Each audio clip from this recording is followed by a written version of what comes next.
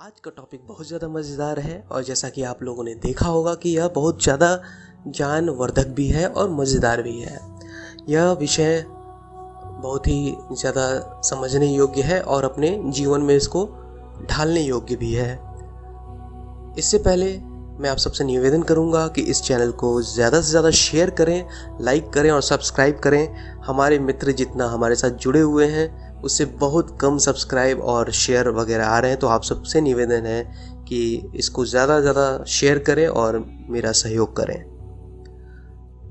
इस टॉपिक पे बात करने से पहले मैं कुछ जो दार्शनिक हैं उनके इस पे बताना चाहूँगा कि क्या मत है।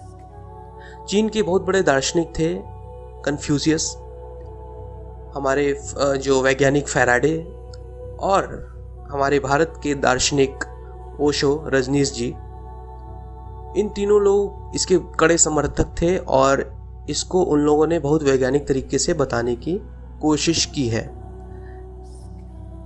जब भी चीन में आप किसी भी उनके संतों के या उनके जो भी स्पिरिचुअल गुरु होते हैं उनके आप फोटोज देखेंगे पहले के, या उनकी मूर्तियां देखेंगे, या आप लाफिंग बुद्धा ही देख लीजिए, उनमें देखेंगे कि उनका जो पेट है वो निकला हुआ दिखाया जाता है।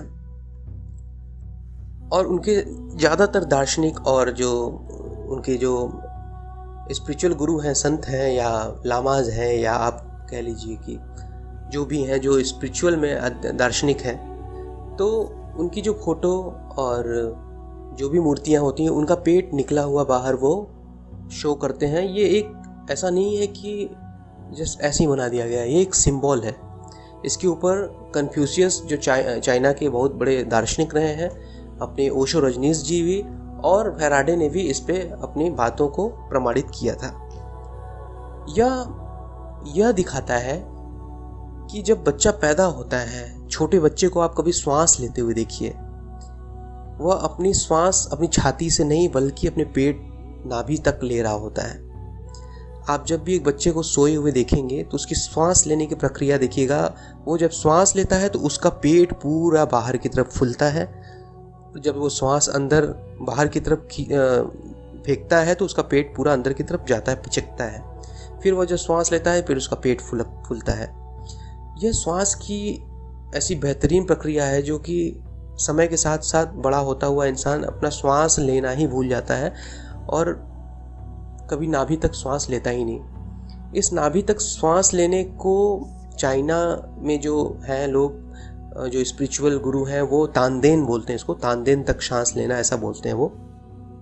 यह एक तरह से श्वास को अपने नाभि तक ले जाना और फिर उसके बाहर फिर उसको छोड़ना, आराम से सांस को पूरा नाभि तक ले जाना और फिर उसको आराम से छोड़ना। यह एक प्रक्रिया है। हमारे यहाँ एक प्राणायाम है भस्त्रिका, उसमें हम ये करते हैं। इंसान दिन पे दिन श्वास लेना भी ठीक से श्वास भी नहीं ले रहा है, इसलिए प्राणायाम इत्यादि करने के लिए उसको बोला जाता है कि आप प्राणायाम कीजिए। और इसमें एक भस्त्रिका प्राणायाम है जिसमें हम पेट तक श्वास लेते हैं, नाभि तक श्वास लेते हैं और उसको फिर धीरे धीरे बाहर निकालते हैं। इन चीज़ों को कहीं ना कहीं दर्शाया गया चाइना के जो संत रहे, बौद्ध रहे या वहाँ के जो स्पिरिचुअल गुरु रहे उनके द्वारा।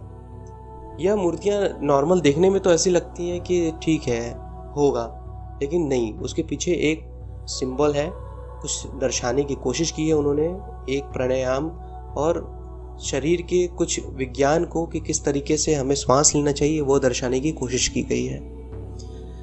और सबसे अच्छी बात ये है कि बहुत से मेरे साधक मित्र हैं जो अक्सर मुझे पूछते हैं कि हमारे कुछ गुरु हैं, गुरुजन हैं, महागुरु हैं, जो कि लगातार प्राणायाम, योग, ध्यान, साधना इत्यादि करते हैं, लेकिन उनका पेट क्यों निकला रहता है। जैसे अगर आप बड़े बड़े महायोगियों के आप फोटोज देखें, चाहे हमारे गुरु तैलंग स्वामी हैं या लाहड़ी महाशय हैं, तो ये जो जिनको सामने से लोगों ने देखा है और उनकी फ़ोटो इत्यादि उन्होंने ली है, उसमें आप देखेंगे कि हल्का पेट उनका निकला हुआ सा रहता है और ये गोल टाइप से पेट निकला हुआ बाहर की तरफ रहता है, हल्का या ज़्यादा मात्रा में निकला रहता है। तो बहुत से साधक मित्र का कहना था कि ये लोग यौगिक क्रियाओं से गुजरे हैं, फिर भी इनका पेट और इस तरीके का शरीर लेके कैसे। तो मैं उनको यही बोलना चाहूँगा कि यह भस्त्रिका में एक नियम है। ये ज़रूरी नहीं है कि हर योगा करने वाला जो है कि स्लिम ट्रिम ही रहे। योगा को कुछ लोग व्यायाम की तरह लेते हैं कि शरीर जो है कि उसमें पतला हो, मजबूत हो, छरहरा हो, लंबा हो। और जब हम इसको आध्यात्मिक दृष्टि से देखते हैं तो शरीर के जो हमारे जो अंतः जो शरीर है, स्थूल शरीर, इसके सारे अवयव जो हैं वो सब तो मजबूत होते ही हैं, स्ट्रांग होते ही हैं। और आध्यात्मिक यात्रा करने में शरीर का कहीं ना कहीं भान नहीं रहता, और शरीर की वो स्थिति जैसी हम व्यायाम दूसरे तरीके से करते हैं शरीर को मजबूत मतलब आकर्षक दिखाने के लिए, शायद वैसा नहीं रहता। क्योंकि कुछ क्रियाएं ऐसी हैं जैसे प्राणायाम इत्यादि में कुछ प्राणायाम हैं जिनसे थोड़ा सा पेट निकलने का बाहर हल्का सा रहता है। तो ये दिखाने की कोशिश चाइना ने अपने संतों के द्वारा की हुई है। और ये आप भी समझिए कि अक्सर श्वास जो है पेट तक लेने की कोशिश किया कीजिए। आराम आराम से श्वास लें कभी भी, जब कहीं भी बैठें तो, और पेट तक सांस लें फिर आराम से छोड़ें। कभी कभी आप देखेंगे कि व्यक्ति बहुत थका रहता है, बहुत तेज़ी से सांस लेता है पेट तक भर के और फिर उसको छोड़ता है, तो उसको कितना शरीर में एनर्जेटिक फील होता है। आप सोचिए कि जो व्यक्ति लगातार पेट तक सांस लेगा या प्राणायाम इत्यादि करता है तो जाहिर सी बात है कि उसकी इम्यून सिस्टम तो मजबूत होते ही होते हैं, और कई चीज़ें उसके शरीर में ऐसे घटित होती हैं जो उसको एनर्जेटिक बनाती है, आध्यात्मिक बनाती है, और उसका मन स्थिर करती है, शरीर में स्थिरता लाती है। इसलिए और कई रोगों जैसे ब्लड प्रेशर और कई ऐसी बीमारियों से भी उसकी रक्षा करती है।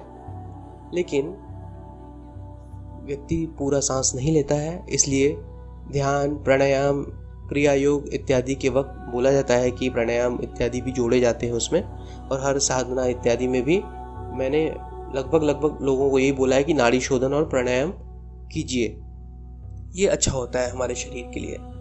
तो आप इस चीज़ के बारे में अगर चाहें तो सर्च भी कर सकते हैं और जिज्ञासा अपनी शांत कर सकते हैं, या इससे संबंधित ज़्यादा कुछ प्रश्न हो तो भी वो आप पूछ सकते हैं हमसे। और रही बात की जिम की, जो 6 पैक वगैरह बनाने का जो ट्रेंड आया, ये तो विदेश सभ्यता से, विदेशी सभ्यता से हमारे पास आया कि हम जिम करके अपने पेट में एब्स बनाने लगे। और ये नहीं तो इसके पहले तो हमारी यौगिक क्रियाएं ही थी।